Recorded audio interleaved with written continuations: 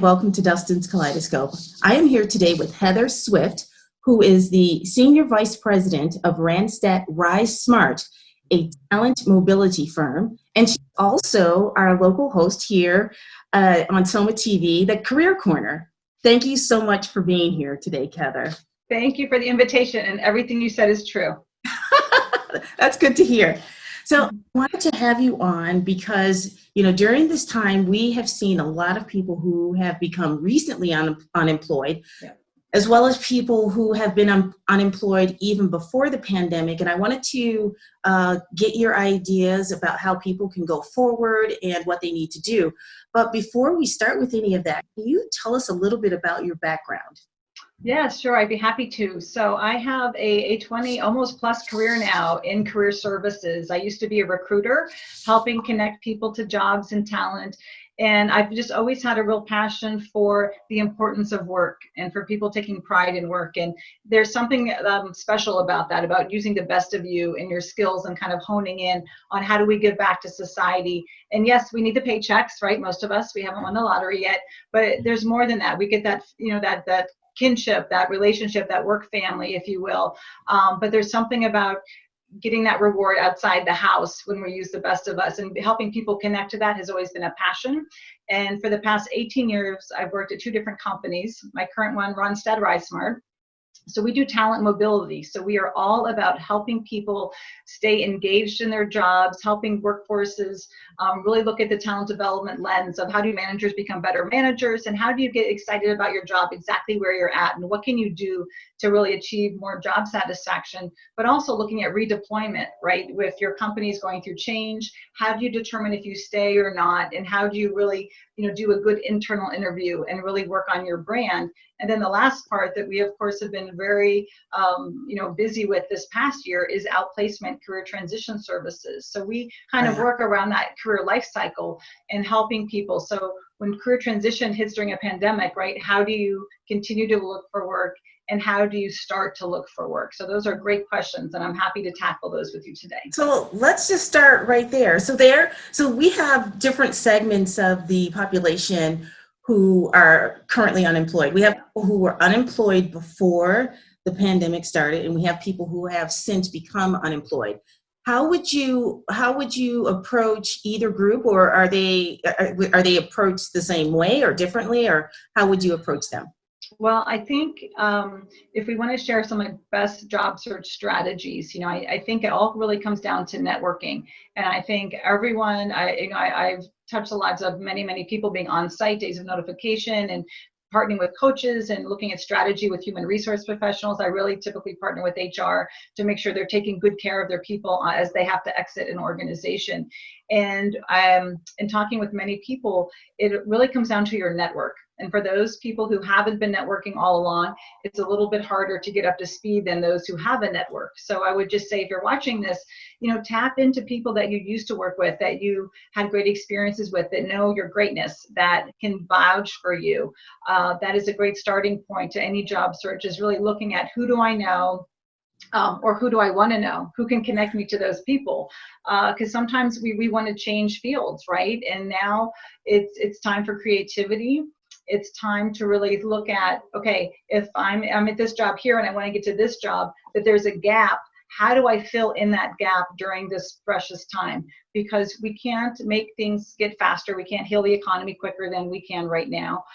Things are going to play out as they play out. But what we can do as individuals is to kind of strengthen our tool belt, add more things to our resume. Where can you look at reskilling? We've been really big into reskilling and skilling at my organization right now, because we want people to really figure out, what is that gap, and how do I really chart the course for what track is right for me? So you mentioned a couple of things. You mentioned the networking, which is very important. And you also mentioned that people should go back to old colleagues. So say, for example, there's a lot of students who are now graduated, new on the market. So they don't have that particular set of people to go back to. So who would you suggest that they network with?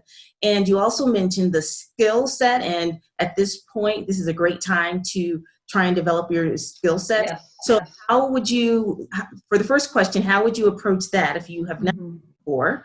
And for the second question, how do people go about getting skills in an environment where usually you'd be able to volunteer or do something like that, but you're unable Yes. to do so? I know, good point, right? With COVID, we definitely have more limitations. Okay, so let's tackle those recent grads first, because I mentor a lot of recent grads and college graduates. I love helping young people help chart the course of their careers, if you will.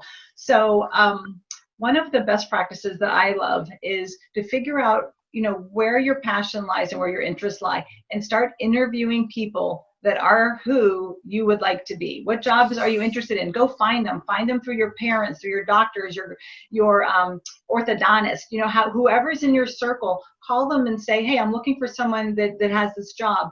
Or if you know what companies you're interested in, go on to LinkedIn. You're never too young to create a profile. Start putting down your interests, create a great brand. When they have that little section, about what are you about, be bold, really create that brand that you want to be able to live up to and that you're interested in, and start reaching out to people, even blind, saying, I've been following your organization. I'm so interested. I think I could add value. I'm now in school for X, or I just graduated with X. I would love to interview you about your career. If you were me, this is my key question. I tell every job seeker this. If you were me, what would you be doing right now? If you were me, who should I be talking to? Because it helps the person think, okay, I'm 22 years old. I'm surviving a pandemic. I can't go anywhere. I can't network like I normally would. What would I do? And there are so many great people that really want to help, today's youth get to that next step. So I'd say, start finding people in your network. Great. If you don't have that network, you still have teachers, you have alumni, you have your friends' parents that are in all kinds of amazing different industries. Tap into them and say, hey, who from your company might be willing for me to interview to learn more about this field? And you start getting bench strength. You start gaining a fan club. And the most important part is to make sure you use those pleases and thank yous, and you follow up with those thank you texts or emails to say, I really appreciate your time. Thank you so much. I'll keep you posted on my progress. And then loop back to them as you start to expand and ask questions, and maybe they'll share some of their network with you. So that's one of my trade secrets. I love sharing that with young people because it works and it gets people kind of in your corner to be part of your network and your bench. And would you also talk to those people about skill sets as well, like how you can actually attain those Yes, skill sets? yes. Okay. And right now, obviously, the hands-on internship, all of that got so blown out of the water for this year's students. So it's really unfortunate because of that. Can you imagine being a medical student and you can't, do what you're trained to try to do? Right. And even business folks of, doing internship in offices and, in finance and marketing, like all these great areas where, young people are so excited. Yes, this is my chance. And then wah, wah, here comes COVID. So the one thing we do have control over, though, is taking access to classes. So if we can look at Udemy, if we can look at LinkedIn Learning, any of that, we can really make a big difference with, what are we learning and what are we assimilating? Because this is going to be the story that all of us are going to have is, what did you do? I see that you're unemployed, as how many thousands of us were, right, for that period of time. What did you do with your time?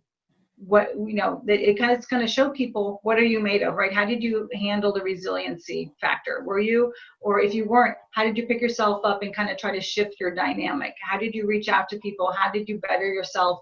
We all didn't need to make bread or write the world's best novel, but to just even sign up for one class to say, I really spent time interviewing so-and-so or helping where I could help. Volunteering behind the scenes. There are still, things happening with food pantries and things where we can mask up and get out there just to do good. But when it comes to our own career story, look at some free classes. There's so many free resources out there right now. And you know what? I think that's what's so important. You hit something that is so profound, because I think it is going to be the differentiator is going to be, what were you doing? Like, we're all like, Yeah. literally, the entire world is pretty much in the same situation. And so we have to figure out what is going to set us apart, which leads me to my next question, which is, so you mentioned LinkedIn, you mentioned networking. So once you have your profile on LinkedIn, once you have your resume, what can whether you're a millennial looking for a job or Gen X or even older, what can you do to really set yourself apart? For that. So that's a great question. So there is something that if you that really helps people tell their story, because part of what distinguishes us is how we talk about our greatness, right? And figure out what that is. And our greatness to me is, how do we make a difference? How do we add value? And one way to do that in a concise way is through SMART stories, SMART. So the SMART stories, if you type in, Google SMART stories, it will pop up on Ron said Rise Smart on our website. But it stands for situation, metrics, action, results, and tie-in. So it's a tight way of really telling your story. Basically, the net is, how did you make a difference? And being able to do that in a concise way of, I saved time, I saved money, I hired X kind of a team, whatever how did you make a difference in your last role or last two roles, or how do you make a difference in general, to be able to highlight, why are you that one candidate that you think would really add value and make a difference to the organization. So you really want to always figure out, are my documents accomplishment driven? Right? Make sure that your resume is tight. There are so many different resources on there for, adding a good resume, and the cover letter, some sites still ask for that, but it's keeping it short and sweet to the point of being a value add. And we have this book that is called The 20-Minute Networking Meeting. So I'm holding this up here. Okay. And this is a great book. We actually give this to senior executives and executives in service. It's by Nathan Perez and Marcia Ballinger. And the 20-minute networking meeting really highlights some best practices on how to network. It's not expensive. It's on, wherever we buy books these days, online.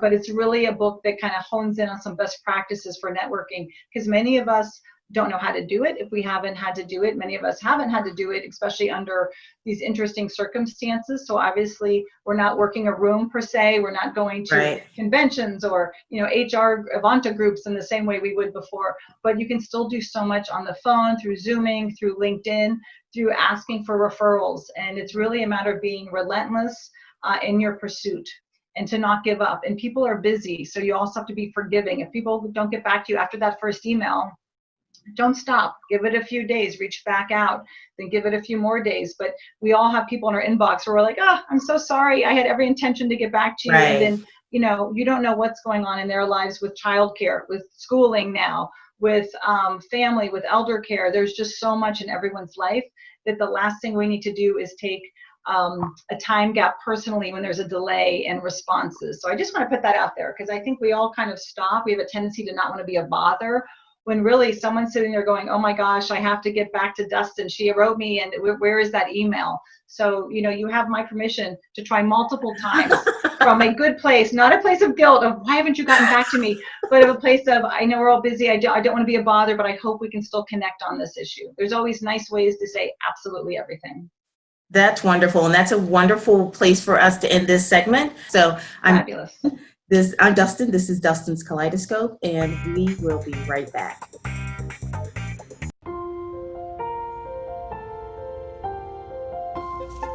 It's an onion.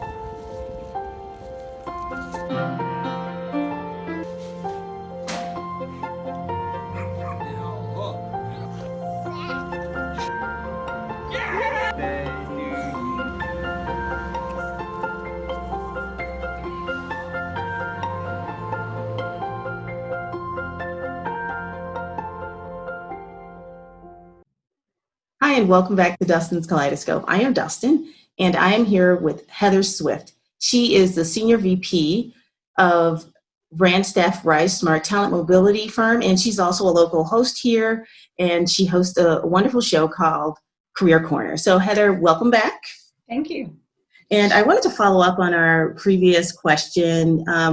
We talked a little bit about one online resource, but maybe you could tell me about some of the other ones. You mentioned LinkedIn, but there must be some other ones that people. Yeah. Oh my gosh, there could be so many, but really the top two when we're working with our folks, and I checked with a couple of my coaches here, so I'm not speaking out of school, is really, there's so much on LinkedIn right now. And as far as connecting with people, that's really important. Obviously going to the organization's website that you're interested in, and it's good to think, okay, let's pretend there's no pandemic right now. Let's pretend that we can, really that job is out there waiting for me. Let me learn more about the companies, because as you get to know about the company culture and really do your research, and there are companies hiring right now. So you really, if you need a job right now and things are tough, you may not have the luxury of waiting for that best fit, right? That Right. here's my ultimate career goal. This is my next, I want to be that managing director. So you might have to go for, okay, what is practical for right now? And if you can afford that, then I have some suggestions for you. And if you can hold out, if you're in a situation where you have that, I always call the Susie Orman fund, the 6 months or whatnot in the bank in case of a pandemic, as she writes Right. about. Now, who wrote about a pandemic happening, right? But if you have that, then you can really keep networking and really figure out, where are the companies going to be that will value what you bring to the table, and hold out for that full-time job. Otherwise, there are wonderful, temporary staffing or gig economy jobs, that are needed. And, I know Ronstadt, our parent company, they're looking for all kinds of different talent, especially in tech, but, with large, wonderful organizations that they really take care of you and help, match you to that job.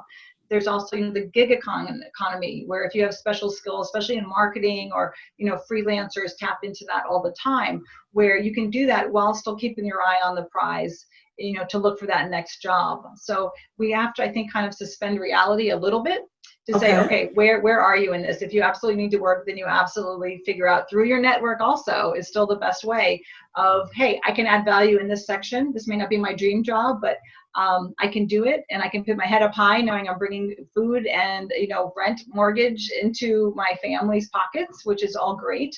And when we're looking at, those sites, the LinkedIn helps with so much. And also, even Indeed is great. Indeed. Okay. Yeah, Indeed is a good one to be, looking at the resources. There's so many, even typing in like, what are your needs? It can be overwhelming, like how to create a resume, how to network. And that's why even that little 20-minute networking book, it helps kind of just hone in. I think when we get more clarity about what it is we want to do, it makes it easier for people to help us. If I came to you trying to network Dustin, you're like, oh, Heather, oh, great. Well, what do you do? What are you interested? Oh, I can do anything. He's like, no, I can't. But people will say that, oh, you give it to me. I can do it. I can figure it out. Well, Wow. to a certain degree, yes, but not everything. And it doesn't help you figure out who to help me network with, right? But if I said, I'm really interested in, being an account manager, these are some of the skills I bring to the table. I read your organization has these different departments, and Susie Sunshine is one of the people in the marketing department. Do you know her? Could you please introduce me? I'd love just to talk to her about the firm, and just ways to kind of use vernacular to help you say, I'm looking for these 3 things. Who might be open to speaking with me about them? And that way, I'm not coming to you going, Dustin, will you hire me? Or do you know anyone who's hiring? Like, you can't be, as I always say, the desperate girl at the party. That may sound really bad, but it's that like, will you go out with me? Will you go out with me? Like, we don't want to bring that sense of energy to this, because Right. people will be turned off. We want to come with a sense of strength of knowing your value, which is why those SMART stories and SMART goals of keeping things actionable, and to really know, how do I make a difference? My document shows how I'm results-based, and these are the results I bring where I go. I have people that can vouch for this, right, in my references. Check with those rock star references first before you start sharing their name and their information, to make sure that they remember you. Hopefully you've stayed in touch. And if not, then you can, get back in touch in a very authentic way. Authenticity is really important, and I think we need that more than ever right now. And I think people are really open to having conversations, because there's so many people in a boat that we didn't ask for. A lot of our, a lot of people have been furloughed, so they're kind of put in this pause mode. And as that changes and some people find themselves looking for new work, it's just so important to remember the people that have always appreciated you, and to tap into your network without shame, because we've all been on that side of the fence. And if not, you're probably going to at least some point in your career of being the one asking for help instead of being the helper. And it's okay. We take turns being on that side of the coin. Sometimes I can be the one that lifts you up. Sometimes you can be the one that lifts me up, So it's okay to realize that and figure out where you are, and then go forward and ask for the help that you need. So one of the things that you mentioned was that, you can take a job that is not basically your forever job, but your right now job. Yes. I think that has like a negative impact for finding a job that you really want in the future, or is it just best to have something on your resume if you're able to get it during this time? What are your thoughts on that? Yeah, that's a good question. And it really ties into, are you able to have the luxury to not work right now while you're looking for the next best big job that you really, really want, right? Versus a job that you can add value to and still learn from. So if you are in the bucket where, you know what, the savings is getting a little lean for my liking, I think I need to start, looking for something, Right. to ideally find something that will help fill in some of those gaps, right? That's enough of a match where you can add value and do the job, but maybe it's in a new industry, right? Maybe it's, you wanted to get more into, marketing and you wanted to leave finance. So you're not doing financial marketing anymore, but you're getting into more publishing or something creative with, television in that way, or metrics, to figure out where those skills can be used, but where it will also stretch you maybe a little bit. So when you are looking again for another job, you can say, well, during this time, I took a job at this organization to learn these 3 things. You see what I'm saying? So it's kind of like to No, really I do it in understand. a pointed way, as opposed to whoever offered me, I said yes. Like that's not what we're going for. It's really looking at how can you add value and how can you better yourself and kind of get some more of those goals, tools in the career tool belt, if you will.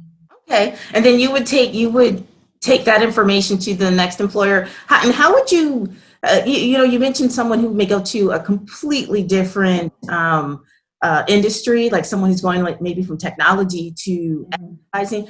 And is it just a matter of getting the next employer away from looking at the industry and looking more at the skill set, or is it an advantage to show that, look, I'm pretty flexible. I not only have I been able to be employed in the tech sector, now I was also able to be employed in the advertising or marketing sector. Yeah, yeah, and some, would say, hey, we want people only with experience in our industry, right? There are definitely some industries like that. But if you think of finance back office, billing accounts and receivables, if you look at legal, if you look at IT, those Right. skills cross over so beautifully from industry to industry. So, it's a little easier, but if you've been, hold up in like one particular niche, if you're in a niche market, that might be a little trickier. But I think it's all about the spin. It's really about, what is your true purpose of why you did what you did, and to be able to share that articulately and to say, hey, this was very attractive to me for these reasons, and I learned invaluable lessons that are boom, boom, boom. Or I bring fresh eyes, like you said. Is it good maybe to have the fresh eyes and to be new to something? I think there's a lot of value to that, because you have a way, you're looking through a different lens than other people have in your same industry, right? Or that have been in one company for a very long time. To come in with fresh eyes can really show, hey, we did it differently here. Would you be interested in learning more about our perspective on this? Or have you thought of XYZ? Again, you're adding value Very and maybe a true. different perspective that can be very welcome, depending on the culture, which is why it's so important to do your homework. And even if you don't know people at these companies, reach out in a friendly way on LinkedIn to ask for the opportunity to interview them, and to say, I noticed you here. We have some people in common. If not, it's okay. Be bold and just ask for that meeting. Ask for a 10-minute meeting. People love to talk about themselves, and most people really love to help as well. And it's all, I think, how we approach it that can really make the biggest difference, and to make people want to be in your corner and to help connect and kind of open up their networking Rolodex to you. I like that. In that same, you mentioned reaching out, basically cold reaching out to people on LinkedIn. How you mentioned earlier about going to the website of particular companies that you may have an interest in. Mm-hmm. How do you feel about people who reach out to people specifically on that website to see if they have a position, or to basically not too much to talk about a specific position, but if they want to do a sort of a fact-finding, um, you know, interview? Is that a waste of both of their time, or do you recommend only going through the more traditional routes, like through the HR department, or through LinkedIn or Indeed or something like that? What do you think about people who are just like, you know what, this is the person I really want to talk to, so rather than go through quite a few people who are the gatekeepers, I'd rather reach out to that person Mm-hmm. as directly as they can? Well, there's 2 different things here. One is applying for jobs. So everyone that applies for a job is going to have to 99.9% of the time apply online, right? Because that's just the way of the world now. Even if you're just starting out and someone really likes you, they're going to say, please go to the website and apply online. Right. Excuse me. So that is just what you have to do. However, what kind of gives that extra multiplier effect is to start creating a network within that company of people that know you. So even if there's not a job right now, to be able to reach out to someone key in HR for marketing, but maybe you look on the website and start with someone who's in the top senior level. Like, why not? You have nothing to lose to say, I'm a big fan of your organization. You are my end goal. Coming out of pandemic, I would love to have the opportunity to be able to be one of your valued employees, and this is why. Why not? And to start saying, hey, and she or he will kick you down to the right person. But if you have enough chutzpah and enough reason as to why they should give you a shot, especially if you're just breaking into your career, or you come up from a similar industry where, hey, I've added great value, I've read about you, I've done my homework. Don't ever take an information meeting or an interview without having done your research. Everything is practically available, So right? important. Read the president's letter, read those financials on the company, know where they are. Are they growing in Asia Pac? Are they growing in Europe? Are they shrinking? Like, know about the footprint, because that will help you tie into the opportunity of maybe you've led teams for IT expansion and they're expanding into other countries and you've done that. So you want to highlight and kind of help, paint that picture as to why you're the right person for this job. I love that answer. And especially, reaching above where you would think that you may not be received well. I really like that answer, because I think a lot of people have a tendency just to go through the route that they know, even just to get like an information interview. So that's, it's very important. But we're almost out of time. So before we run out of time, I did want to ask you, is there anything that I missed? And is there anything that you think is like really important for people who are looking for, jobs during this time? The one thing that I think helps that we don't talk about enough is to write down what you want and to really visualize what you want. And I had a coach once say, don't think it, ink it. And that's been a phrase that's out there, is to really ink what you want, see it, create your top list, right? To create a list of your top companies for the top opportunities that you really want, and then start going through those organizations and figure out who might know somebody that you know, and just reach out to them and say, hey, I would love to learn more. It can be so simple, and to trust that you're exactly where you need to be right now, and you won't be in this forever. Things will shift, but while you're in this particular space, whether it's in a job that you're not crazy about or in between jobs, to trust that you're learning invaluable lessons right now and to not miss them, and to better yourself any way you can through, the different online skilling courses for free or for some of the small fees. And to know that you're not going to be the same coming out of this as you are now. You're going to be better, more equipped, and to know that there's no time lost going through this. And we've all been there. Many of us have been there, and it's a learning experience, but it can really be a precious time to work on things you've wanted to work on, and to trust that you're going to meet that right exact opportunity. And my dad would always say to me, you never miss a phone call that you're meant to get. So you have to trust that things are unfolding exactly as they should. And when you're prepared and the timing's right, you're going to be the right pick for the right job. And with that, Heather, that was a perfect ending. Okay, good. And that was me. This is not all my company speak. This is like some of my just. No, I love it. I love it because it's very sincere and it's very good information. I mean, I think people will look at this and go away and think like, all hope is not lost, but there are some ways to think strategically so that people can, sort of get to the other side, because we are all in this together. So we are. No, hope is never lost. We have to hang on to that now more than ever. Absolutely. Even for jobs. Yes. So thank you so much for being on the show today. Hopefully I'll see you again in the studio. I hope so real soon. Thank you, Dustin. It was a pleasure to be a guest. I love your show, so thank you. Thank you. I'm Dustin. This is Dustin's Kaleidoscope, and we will see you next time.